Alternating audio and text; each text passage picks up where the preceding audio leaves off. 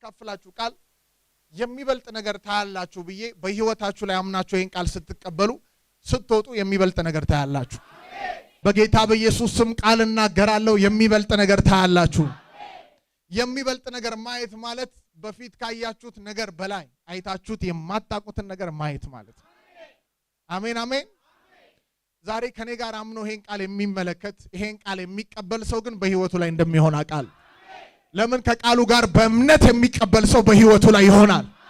ያለበት ሰርከምስታንስ ያለበት ፖዚሽን የሚበልጥ ነገር እንዳያይ ከልክሎት ሊሆን ይችላል። ቃል ከመጣ ግን አይገድበው፣ ካለበት ስፍራ ይወጣል። ጮሁና እስቲ አሜን በሉ። ዮሴፍን እስር ቤት ከሚበልጥ ነገር ከማየት ገደበው። ገድቦታል። ቃል መጥቷል። አጠገባችሁ ያለውን ሰው ምንም ማድረግ አይቻልም ቃል ይመጣል በሉት። እስር ቤት አልገደበውም። የንጉስ ቃል አልገደበውም። ቃል ሲመጣለት ካለበት ስፍራ ወጣ። የሚበልጥ ነገር የሚያዩ ሰዎች ዛሬ በዚህ ጉባኤ ላይ አሉ። ይሄ ቃል ያመኑ ሰዎች ነው። ከልማድ መንፈስ ወጥተው ያመኑ ሰዎች ላይ ይሰራል። የእግዚአብሔር ቃል በሞኝነት ነው የሚሰራው። ይሰራል። ከዚህ ሰዓት ጀምሮ ይሰራል። ነገሬ ቁልቁል ሄደ ብላ አታወራም። ነገሬ ምንድነው እየጨመረ ሄደው እያልክ በመታወራበት ሰዓት የዚህ ቀን ትዝ ይልሃል። የሚበልጥ ነገር ታያለ ተብሎ የተነገረብህ ቃል ትዝ ይልሃል። የሚበልጥ ነገር አያለው የሚል ሰው እጁን ዘርግቶ አሜን ብሎ ይቀበል። ለጌታ ክብር የሚሆን የሚበልጥ ነገር፣ ለጌታ ዝና የሚሆን የሚበልጥ ነገር በህይወቴ ላይ አያለው በሉ። እስቲ በህይወቴ ላይ አያለው በሉ። የናዝሬቱ ኢየሱስ ቃል ከመጣ አይችልም። አሜን አሜን። የእግዚአብሔርን ቃል ሁላችንም እናወጣለን። ዮሐንስ ወንጌል ምዕራፍ 1 ላይ ያለውን ቃል። በነጋውም ኢየሱስ ወደ ገሊላ ሊወጣ ወደደ። ፊልጶስንም አገኘና ተከተለኝ አለው። ፊልጶስም ከእንድርያስና ከጴጥሮስ ከተማ ከቤተሳይዳ ነበር። ፊልጶስ ናትናኤልን አግኝቶት ሙሴ በሕግ ነቢያትም ስለ እርሱ የጻፉትን የዮሴፍን ልጅ የናዝሬቱ ኢየሱስን አግኝተነዋል አለው። ናትናኤልም ከናዝሬት መልካም ነገር ሊወጣ ይችላልን አለው። ፊልጶስም መጥተህ ኢየሱስም ናትናኤልን ወደ እርሱ ሲመጣ አይቶ ስለ እርሱ ተንኮል የሌለበት በእውነት የእስራኤል ሰው ሆይ አለው ይላል። ናትናኤልም ከወዴት ታውቀኛለህ አለው። ኢየሱስም መልሶ ፊልጶስ ሳይጠራ ከበለስ በታች ሳለ አየሁ። ቁጥር 50 ናትናኤልም መልሶ መምህር ሆይ አንተ የእግዚአብሔር ልጅ ነህ፣ አንተም የእስራኤል ንጉሥ ነህ አለው። ቁጥር 51 ኢየሱስም መልሶ ከበለስ በታች አየሁ ስላልኩ አመንክን? ከዚህ የሚበልጥ ነገር ታያለ። ከዚህ የሚበልጥ ነገር አውጁት እስቲ። ከዚህ የሚበልጥ ነገር አያለው በሉ። ግዴላችሁም ተናገሩ። የሟርት ቃል የመርገም ቃል ወጥቶ ሊሆን ይችላል፣ ይፈርሳሉ። ግን ከዚህ የሚበልጥ ነገር አያለው በሉ። አንድ ሚስጥር ልንገራችሁ። በህይወታችሁ ላይ የመርገም ቃልና የሟርት ቃል የሚወጣው የሚበልጥ ነገር እንዳታዩ ነው። ከዛም ባሻገር ባላችሁበትም ፖዚሽን እንድትቀሩ አይደለም፣ ቁልቁል ወደታች እንድትሄዱ ነው። አሁን ይሄን ቃል ስታውጁ በህይወታችሁ ላይ የሚበልጥ ከፍታ የሚበልጥ ነገር እንዳታዩ የተናገሩባችሁ ሰዎች እያሉ ሟርተኛው መንፈስ እያየ ያንተ ነገር የሚበልጥበትን ከፍታውን የሚቆጣጠርበትን ቃል እየተናገርክ ነው ያለው። ስለዚህ ቤቴን ወክዬ አገልግሎቴን ወክዬ እናገራለሁ የሚል ሰው ቀኝ እጁን ከፍ አድርጎ የሚበልጥ ነገር አያለው ይበል። ድገሙ በሉ። የሚበልጥ ነገር አያለው በሉ። ሁለት ጊዜ ተናገሩት። የመጨረሻ ድገሙ። የመጨረሻ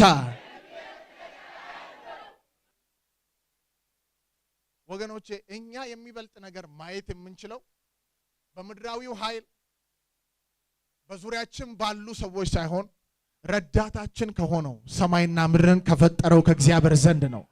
በሱ የሚበልጥ ነገር ዛሬ አይቼ እወጣለሁ የሚል ሰው አሜን ይበል። ውድቀት የምታየው የመሰላችሁ ሰዎች እነግራችኋለሁ፣ ውድቀቱን አታይም፣ ሞትን አታይም፣ ውድቀትን ክስረትን አታይም። በልጆች በአንተ ህይወት ላይ ውድቀትን አታይም።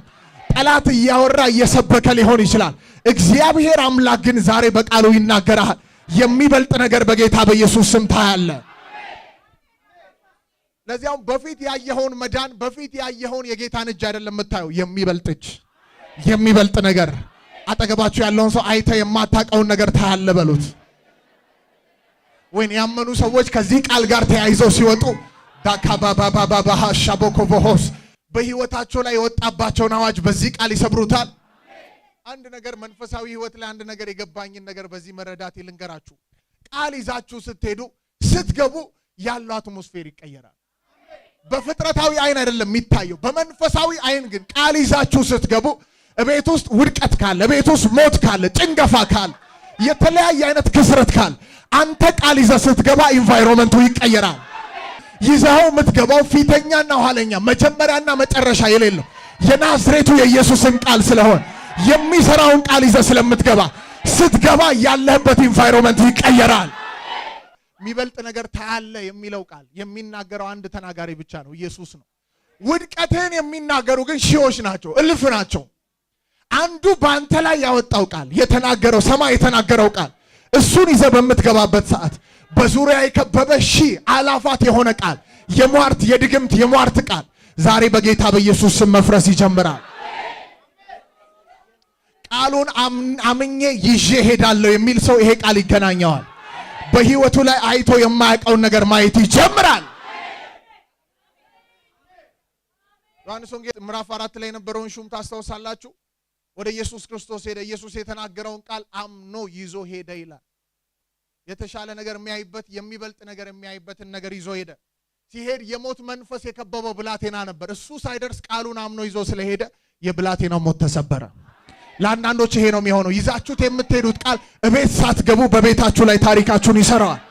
አንዳንዶች እቤት ስትገቡ በቤታችሁ ላይ ያለ የሞትና የጭንገፋ መንፈስ ይሰበራል። አንድ ሰው ጮሆ የሚበልጥ ነገር አያለው ይበል። የሚበልጥ ነገር ማለት ወገኖቼ አይታችሁ የማታውቁትን ነገር ማየት ማለት ነው። አይተው የምታውቀው ነገር መልሰ ማየት ደገምከው ነው። የሚበልጥ ነገር ማየት አይተው ማታውቀው ወጥተው ማታውቅበት ከፍታ ደርሰህበት ማታውቀው መንፈሳዊ ልምምድ ተራምደህበት የማታውቀው መንገድ ሄደህበት የማታውቀው አገልግሎት አጋቦሎ ቮዲያ ማካምባራሃስ አንድ የገባው ሰው በጌታ በኢየሱስ ስም ይሄ ቃል እየሆነበት ነው ያለው። አንዳንዶች ከበሽታ ሰፈር ይወጡና በህይወታቸው ላይ ተሰምቶ የማያውቃቸው ጤንነት ወይ በልጅነቴ እንኳን እንደዚህ አይነት ጤንነት ነበረኝ እንዴ በህይወት ላይ ይሰራል ይሆንብሃል። በመንፈስ ቅዱስ ኃይል የሚበልጥ ነገር እናያለን። አውጁ እስቲ በመንፈስ ቅዱስ ኃይል በሉ የሚበልጥ ነገር አለው በሉ። ሰው ተቃራኒ በሆነው ኃይል በአጋንንታዊ ኃይል የሚበልጥን ነገር ለማየት ስፍራው የማይመጥነው ገጠር ውስጥ የተለያየ አይነት ስፍራ እየሄደ አዋራ እየነሰነሰ ዛር እየወረደበት ለምንድን ነው ብትሉት የሚበልጥ ነገር ለማየት በፋይናንሻል ወይም በንብረት በገንዘብ የሆነን ከፍታ ለማግኘት ስለሚፈልግ ነው። እዛ ሄዶ ያጋንንት ኃይል ያንን ነገር ከሰራለት የውሸት ስራ ሰርቶለት በህይወቱ ላይ የሚፈልገውን ነገር አግኝቶ ሰላሙን ግን ከነጠቀው ያንተ ጌታማ እንዴት የሚበልጥ ነገር አያሳይህም? እኔ ጋር ያለው ይበልጣል። እኔ ጋር ያለው አይቼ የማላቀውን ነገር ዛሬ የሚያምኑ ሰዎች እኮ ካሉ ወደ ሌላው ስቴጅ ሄዳሉ። አሁን ቃሉን እየተናገርኩ ያለሁት አንደኛው ስቴጅ ነው። አንተ የሚበልጠውን ነገር አንተ የሚበልጥ ነገር ብቻ አይደለም የምታየው፣ ከተማው በሙሉ ምድር የሚበልጠውን ነገር አይቶ የማያቀውን ነገር የምናይ ሰዎች አሉ። እኔ ይሄንን አምናለሁ። ምድር አይታ የማታውቀውን ነገር ነው ያለው። አንድ ሰው ጮሆ አሜን ይበል። ያመነ ሰው በኢየሱስ ስም ይሁንለት፣ በጌታ በኢየሱስ ስም ይሁንለት። እጃችሁን ዘርጉና አሜን ብላችሁ ተቀበሉ። ኢየሱስ ክርስቶስ ዮሐንስ ወንጌል ምዕራፍ 1 ዮሐንስ ጻፊው ሲናገር ኢየሱስ ክርስቶስ ወደ ዮሐንስ ከመጣ በኋላ ከተጠመቀ በኋላ ወደ አገልግሎቱ ሊገባ ሲል አንድ ነገር ሆነ። ዮሐንስ ካጠመቀው በማግስቱ ይላል ቃሉ። አሁን ካነበብኩላችሁ ቃል ከፍ ብላችሁ ስታዩ ተያያዥነት ቃል ስለሆነ ማለት ነው። በማግስቱ አንድ ነገር ሆነ። ዮሐንስና ሁለት ደቀ መዛሙርቱ የዮሐንስ ደቀ መዛሙርት ቆመው እያለ ኢየሱስ ባጠገባቸው ያልፋል።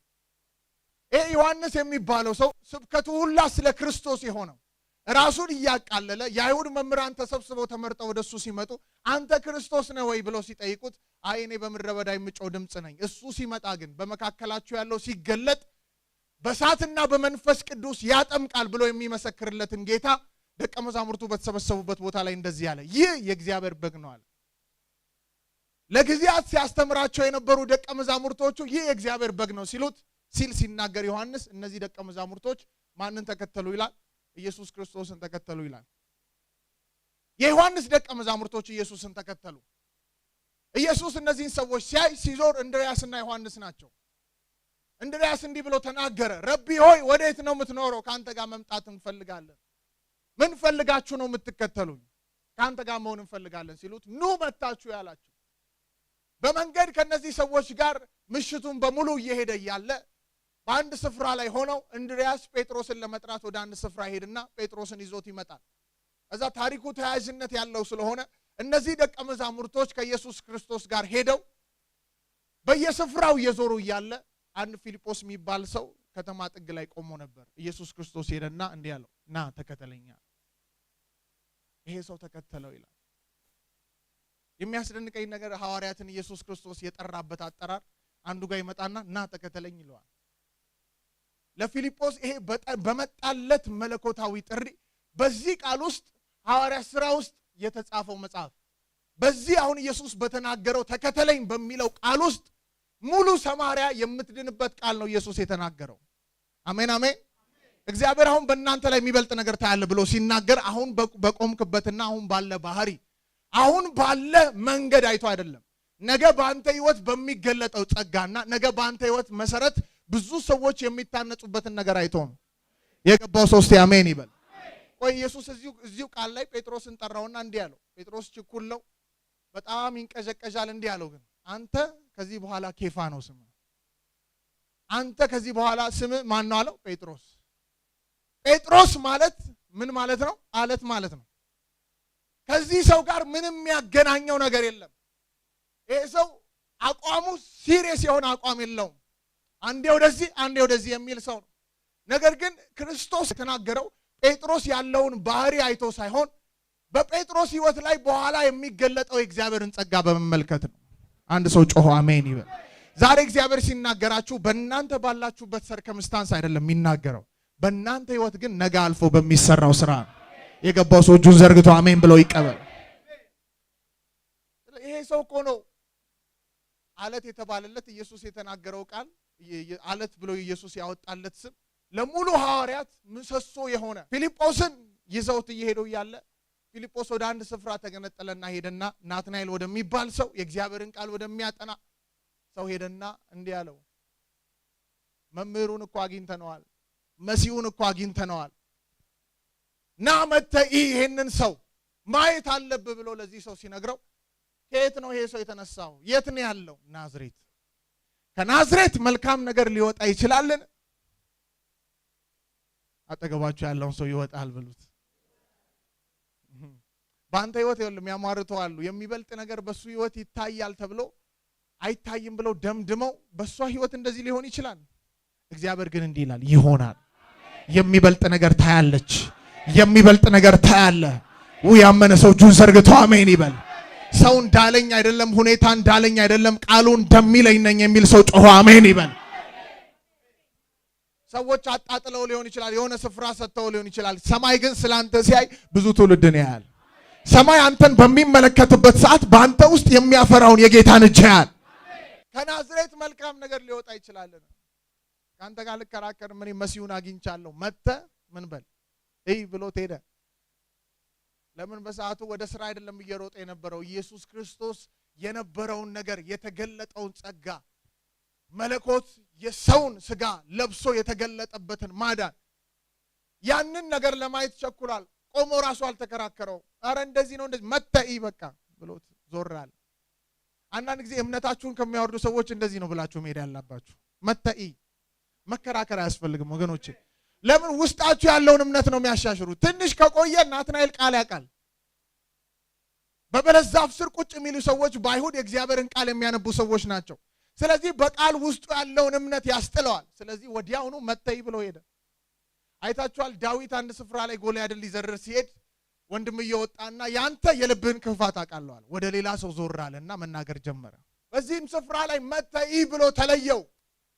ከተለየው በኋላ ይሄ ሰው መጥቼ ማየት አለብኝ ብሎ እያሰላሰለ ወደ ኢየሱስ ክርስቶስ ወደ ነበረበትና ደቀ መዛሙርቱ ወደ ነበሩበት ስፍራ ደረሰ። ሲደርስ ኢየሱስ ክርስቶስን ከሩቅ አየ። ኢየሱስ ገና ናትናኤል ወደሱ ከመምጣቱ በፊት ስለ ናትናኤል ኢንፎርሜሽን ከሰው ሰምቶ ሳይሆን በመንፈሱ ተረድቶ በመንፈሱ አውቆ የነበረበትን ሁኔታ ወደሱ ከመምጣቱ በፊት ያሳለፈውን ነገር ኢየሱስ በመንፈሱ ተረድቷል። ስለዚህ እንደዚህ ያለው ይሄን ሰው በቃል እንደማያሳምነው ያውቃል። አንዳንድ ስፍራዎች ላይ ኢየሱስ ክርስቶስ ሰዎቹን ቃል ተናግሮ አይደለም የሚያሳምናቸው። አሁን ያቺ ዮሐንስ ወንጌል ምዕራፍ 4 ላይ ያለችውን ሴት ቃል በቃል ትመልስለታለች። እንዲህ ነው ሲላት ከአባታችን ከያዕቆብ ትበልጣለህ፣ በቃ ወደ ኔክስት ደረጃ ማለፍ አለብኛልና ባሎችሽን ጠርተሽ ነይ ይሻላት። ባል የለኝም። 5 ባሎች አልነበረሽ ሲላት አሁን አንተ ነብይ እንደሆንክ አውቃለሁ አለች። ትንቢት መንፈስ አንድ ነገር ተናገረ። ገና ፊልጶስ ወደ አንተ ሳይመጣ ከፊልጶስ ሰምተነ እንዳትለኝ፣ ፊልጶስ ወደ አንተ ሳይመጣ በበለስ ዛፍ ስር ቁጭ ብለ እያለ ተመለከትከዋል። ይሄ ሰው ባንዴ ልቡ ተተረተረ። እንዲህ ብሎ ተናገረ፣ አንተ ሰው የእውነት የእግዚአብሔር ልጅ ነህ፣ የእስራኤል ንጉሥ ነህ። ኢየሱስ ጌታ። አሜን አሜን። ጌታን ፊት ለፊት በተናገረው ነገር ላይ ልቡ ተከፈተና ይሄ ሰው የእስራኤል ንጉሥ እንደሆነ፣ የእግዚአብሔር ልጅ እንደሆነ፣ ኢየሱስ አምላክ እንደሆነ በዛን ሰዓት ተናገረ። ናትናኤል ግን ምን አይቶ ነው ብትሉኝ፣ የትንቢትን ቃል አይቶ ነው። ኢየሱስ በዚህ ረክቶ አልቆመም። አዎ እውነት ነው። ስሙ ካጠገቦቹ ላሉ ደቀ መዛሙርቶች ዞሮ የሆነ ነገር አላለም። እንዲህ ብሎ ተናገረ፣ ይህን ነገር ስለተናገርኩኝ ነው ወይ የገረመ? ከዚህ የሚበልጥ ነገር ታያለ። ላካ በሆቶ በሆሽ ከዚህ የሚበልጥ ነገር ታያለ።